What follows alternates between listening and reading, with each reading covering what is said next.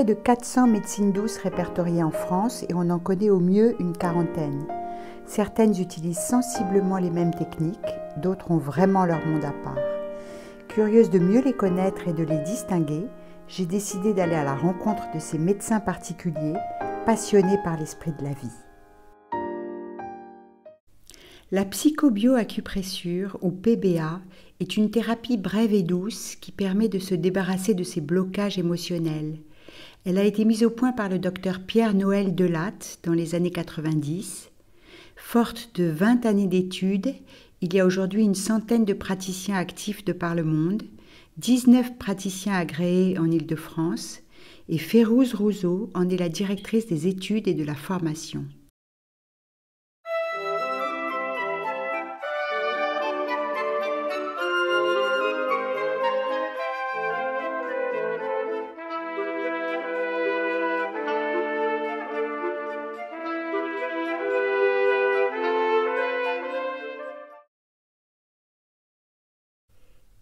Bonjour Férouz Rouzeau.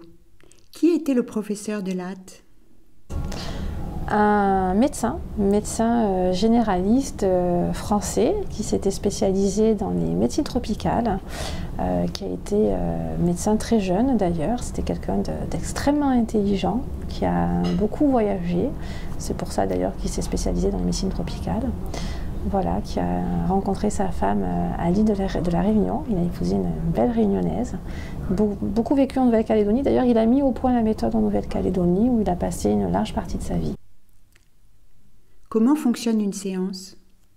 Alors, une séance de PBA, ça se déroule en 2 temps. On a un premier aspect qui va consister à procéder à ce qu'on appelle un rééquilibrage énergétique et un deuxième aspect qui vise la libération des blocages émotionnels. Donc, qu'est-ce qu'on entend par rééquilibrage énergétique? On part en fait d'un postulat que la pensée, c'est de l'énergie.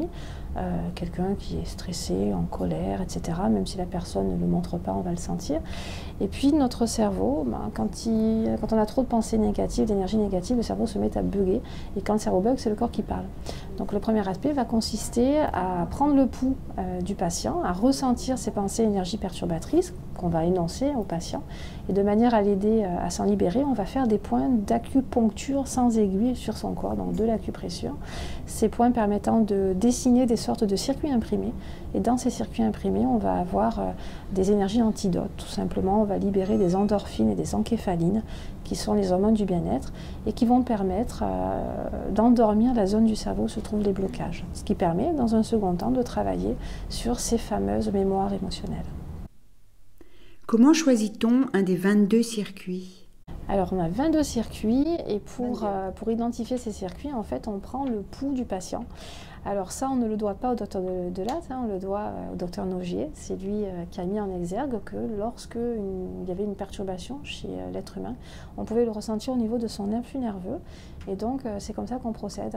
En se mettant dans ce qu'on appelle une zone tangentielle, lors de la prise du pouls, on peut ressentir ce qui va venir perturber le patient. Qu'est-ce qui se passe dans la seconde partie?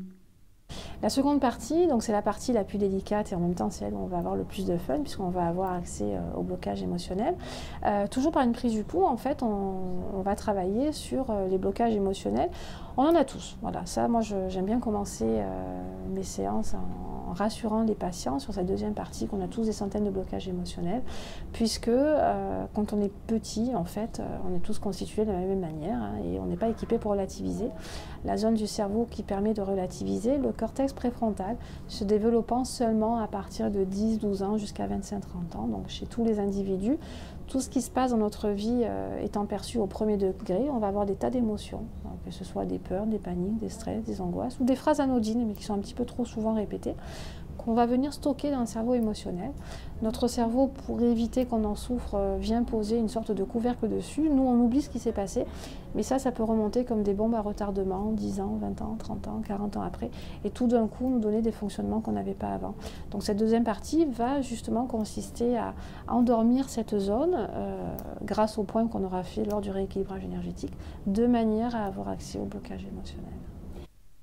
Est-ce qu'on peut tomber sur des points très différents d'une séance à l'autre? Complètement, absolument. On peut, lors d'une première séance, travailler tout ce qu'on a pu vivre dans la vie intra-utérine, la relation de notre papa, notre maman, notre fratrie, des sentiments d'insécurité qu'on a pu avoir, que ce soit au niveau matériel, nourriture, etc., culpabilité, et puis lors d'une deuxième séance, revenir sur la vie intra-utérine, revenir sur quelques blocages en lien avec papa, maman, et puis partir plus profondément sur la communication, par exemple, ou travailler la sexualité. Pour ma part, j'ai à cœur de travailler tout ce qui concerne la vie intra-utérine, décortiquer les naissances aussi, là où se trouvent nos principaux blocages. Alors justement, comment ça fonctionne pour les enfants et les bébés? Est-ce que tu peux nous expliquer un tout petit peu? Je sais que c'est un projet qui n'est pas encore tout à fait abouti, mais si tu peux nous en dire deux mots. Elle a une bonne mémoire. Alors, les enfants et les bébés, oui, en fait, on applique la même méthode. Hein, c'est la méthode du docteur Delatte, hein, toujours pareil. Bon, un enfant, quand il est sage, on va en effet passer par son pouls. Un bébé va difficilement donner son pouls, donc là on a un autre moyen d'accéder au blocage, mais je ne vais pas en parler là. Et puis alors là c'est vrai que moi j'ai mis au point en fait au cours des 7-8 dernières années, j'ai approfondi la PBA de manière à travailler directement au niveau de l'embryon et du fœtus. Ça c'est un cours que je vais donner pour mes praticiens prochainement en fait, où ils vont avoir toute une liste de blocages qui permet d'avoir accès aux blocages qui peuvent déjà être mémorisés par nos cellules dans la vie intra-utérine dès le tout début. C'est assez sympa. Combien de séances pour être connecté à sa vraie nature, comme le dit le professeur Delatte? Pierre Noël parlait de 3 séances en moyenne, mais il disait aussi que le travail n'est jamais fini. Ce qui est sûr, c'est que les séances, on les espace vraiment de plusieurs semaines, voire de plusieurs mois. Et plus on va laisser d'espace entre les séances, plus on va permettre aux patients de libérer les automatismes qui sont afférents justement au blocage émotionnel. C'est une des plus-values que moi je vois dans notre méthode, la psychobioacupressure, qui est justement de ne pas entretenir le patient dans une dépendance, de ne pas avoir besoin de le voir chaque semaine ou tous les mois. Le patient est un artisan de sa propre libération.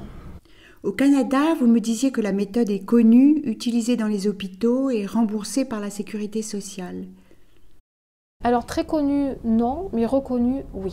Oui, on n'a pas beaucoup de praticiens. Par contre, la méthode, en effet, est reconnue puisque les patients sont remboursés et que la méthode est prise en charge aussi. On a une accréditation du Revenu Québec et du Revenu Canada du fait du sérieux de notre école, justement.